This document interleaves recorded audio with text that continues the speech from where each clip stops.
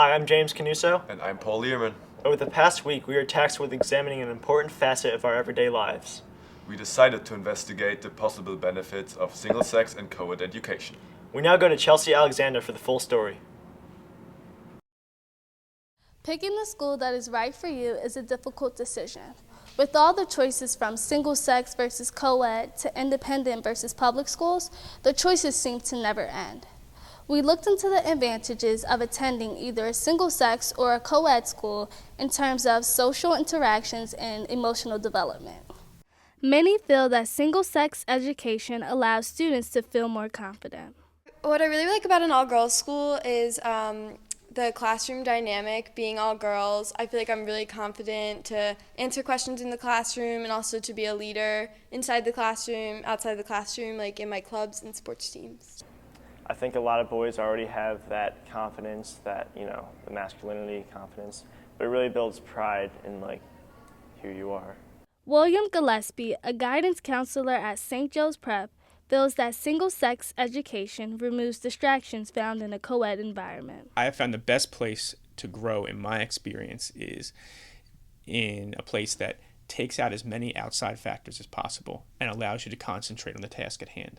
And that's being able to learn and grow into a healthy young man. And I feel like that happens in a much more optimal fashion in a single-sex school. And I believe that for girls as well as guys. Some might feel that single-sex education doesn't prepare you for the real world. Malvern Prep student Jimmy Canuso disagrees. Single-sex environment prepares you more for the outside world because still, everyone in the school has a lot of interaction with the opposite sex, but that interaction is not really what prepares you for the outside world. What prepares you is finding yourself and finding your voice, and you can really do that a lot. It's a lot easier to do that in a single-sex school. Dr. James Davis, a professor of education from Temple University, agrees.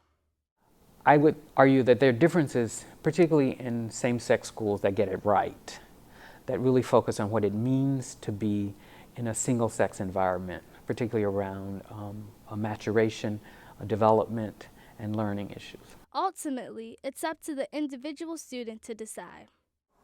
I believe that for each student there is the right school. I believe that there is never one size that fits all. Sometimes I visited the all-girls school with you, and it did sound kind of nice being able to just kind of do whatever you want and not really worry about people judging you or anything. I think I'd be a little more focused on my schoolwork and less of my social life and extracurriculars, but I also think I'd get really bored really fast. There are some obvious advantages and disadvantages to attending either a single-sex or a co-ed school. Now it's up to you to decide what school best suits you. This is Chelsea Alexander reporting for WHYY Young Journalists.